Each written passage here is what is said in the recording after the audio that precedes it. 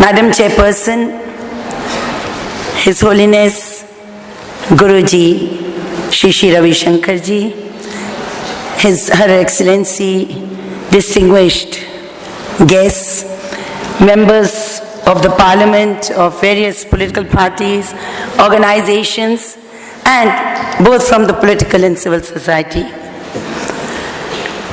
I am highly honored that with the blessings of Guruji I have been able to attend this very prestigious conference of women. And before I start or pick up the issues of women, I would like to thank Guruji for bringing peace and harmony in his own way, not to thousands but millions of people across the world. Guruji is not only a spiritual leader, because India excels in spiritualism. Our culture is based on spiritual values. And Guruji is, I would say, he embodies the ethos of Indian thought. And that ethos of Indian thought is, it's universalism in religion. It is belongingness with the entire world, with all the humanity. It believes in pluralism. And Indian thought is what Guruji is there for us. So I feel for 3,000 years what Indian philosophy has taught us is here before us, with the pranam to him. You know, one of the oldest scriptures of our nation, known as the Atharva Ved, which guides the Hindu philosophy, way of life. It says, I will quote because it's in Sanskrit, Mata Bhumi Putro Aham Prithviya. The whole world is our motherland and we are children of the earth. And that is why 60 nations are represented in this hall, in this auditorium. We are in our own ways empowered. We are in own ways representing different sections of the society. We are in own ways somehow crossed hurdles to reach where we are today. Maybe family support, maybe our own inspiration, maybe our own tenacity. So when I would say, when Madam Chairperson said, how do we connect? I think the first point of connectivity is that we are all women. And our sex is there. The sex connects us, our sensitivity connects us, and our tenacity connects us. We are tenacious, we know how to face situations. And therefore, today when we all sit here in this great hall of spiritual values, I was just thinking, there are not one, I think I must have attended scores of conferences internationally, nationally as well. But the ambience of this ashram transcends them all. And here, we are with a sense of spirituality. We are not here as politicians. We are not here as social activists. We are here to really, concentrate and design ways and paths by which we could help Guruji in bringing out harmony and peace in the world. Now, we know that we have come a long way. I'm not a pessimist. I'm a stark optimist. The women's movement and women's empowerment has moved a long way. We have gained civil rights. We have also gained a lot of opening in various fields. Today, whether it is the economy or it's polity or it's society, we are playing our roles. But not in the capacity and not in the numbers in which we populate this world. We are 50% of the population. And for women now, the sky is the limit. We don't want to be now constrained by any such orders which are retrogressive. Orders which are against human rights. Orders which restrict us to certain stereotype roles. We are human beings. And therefore, as Vivekananda said, Swami Vivekananda, a great Indian philosopher, who really transcended also, like Guruji, the confines of the continents when he went in USA and said, brothers and sisters of USA, brothers and sisters of the world. He said, the soul has no sex. And if one distinguishes between that they cannot attain the spirit.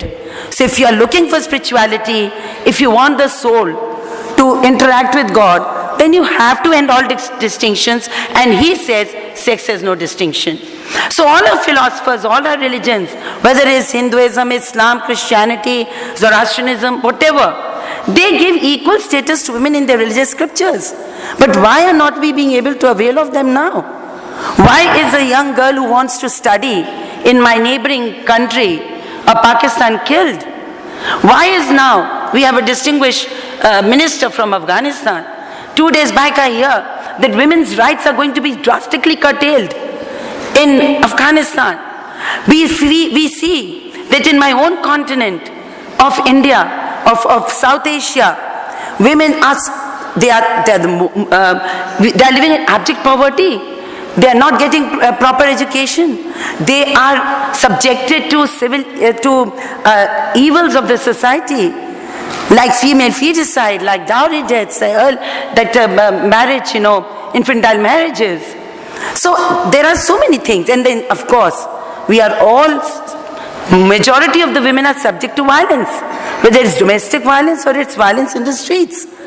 And yet, when we feel that we are being empowered, then I always feel that there are lots more to be done.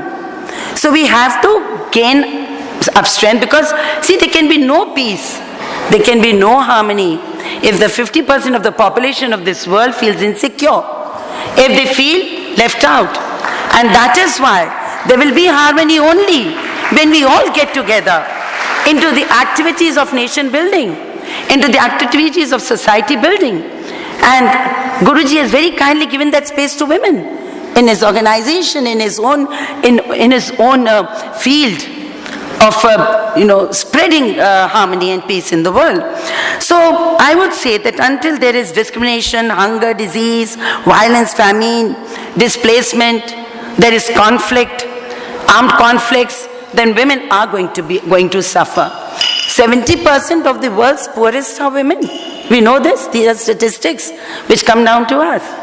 And very shamefully and very regretfully, I would like to say that in South Asia, 70 to 80% women are subjected to domestic violence at least once in their lives. They have been subjected to domestic violence. They don't report it. And what to talk about the developed nation, USA, if you have a representative from there. Yeah, I just got into some details that 2 million women in USA were subjected to domestic violence when, this is the statistics of the year 2010. So we see that whether it's rape or whether it's molestation or whether it's kind of violation of a woman's modesty in a workplace, harassment in workplace, or whether it is child abuse, everywhere woman is the first and the worst victim of all these crimes. So we have to stand up. We have to collectively fight for these against these evils. Obviously, we all know that about 14 women have received the Nobel Peace Prize, and amongst them are women who have worked very successfully in conflict situations, in reaching out to the people and giving them solace, in social transformation, in political transformation. The Indian story is not so bad, it's pretty good. India has given to its women equal rights in its constitution. We have given them reservation in local governance. And I would say 1.5 million women in this country are holding elected positions in local bodies. That would be the population of a small nation. 1.5 million is a huge population. And they are holding positions. And we all, the education for women is free. Then why is it that women education is not progressing at the pace it should because the governments are not earnestly implementing the provisions that have been made for girl child education, for the laws that have been introduced to prevent violence and atrocities against women. And see, in our country, I will just give one or two examples and then move because I'm sure that all of us are becoming a bit restive. When politicians speak, they don't have constraint of time. And when teachers speak, I'm a professor in the university, they also don't have constraint of time, so I'll try to restrict myself. Maybe 1 or 2 minutes more, Guruji, not more than that. So I would like to constrain myself because most of the issues and the points have come forth. See, in India, women were not supposed to perform religious duties, like the puja and the karmkan, which we call. When the person dies, then there are a number of series of rituals that has to be followed. The women were beyond this domain. But then there was one woman in Pune who created an organization known as Pragati Manjusha. And she started training women into these fields. And you will be surprised to know, not in thousands, but in lakhs now, women have done these courses and they're doing all the pujas and all the ceremonies that were denied to them, say, about 50 years back. They're into it. We have women organizations who are running transports. It's a transportation system. The Trishul in Kerala, it's a totally women's organization which is running road transport, intercity road transport. It's totally that. We have Seva, the banking system. The banking system which was introduced in India by Ila Bhatt, one woman, and 100,000 women are members of that cooperative bank, and that bank is flourishing. It's sending out kind of a lot of examples, setting examples for the world. The cooperative system in the White Revolution in India, in Gujarat, which was started way back about 30-40 years back. The White Revolution, which was brought in by Indira Gandhi, that has now brought together collectives of women who are earning very well by selling milk to the cooperative societies. We have the self-help groups. The self-help groups have transformed the life of the women in Andhra. They have economically strengthened them. So it's not that nothing is moving, but the pace is slow. And this pace has to be accelerated. And I'm sure that with Guruji's blessings, the way it's over 40,000-45,000 girls are being tutored, are being educated free of cost by the ashram. Courses have been introduced for various sections of the people. But one orientation course I would like you to please introduce. That is, you must introduce an orientation camp for men. To change their male psyche. What we need at the moment is, what we really require is to change the mindset of men. I could see such a tall leader who has been ex-prime minister probably. He was shaking when he was here. And he said he has never seen so many women. Sir, you're going to see more and more and more women in the coming days. And what we really require is to reorient the men and to please tell them we are human beings. Tell them that if we are weak in body, we are very resolute in mind. Please tell them that God has created all as equals. Every scripture says that. Every philosophy says that. Please tell them to respect our human rights. And with this, I end my presentation. And I'm sure that all of us from here, we are vibrant women, we are strong women, we are committed women.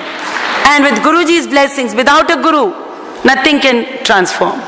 You need a guru. And here is His Holiness, who binds us all into one string. A string like this, ma'am, this string like this. Let us all collectively make this world more beautiful, more cohesive, and more livable. Thank you so much.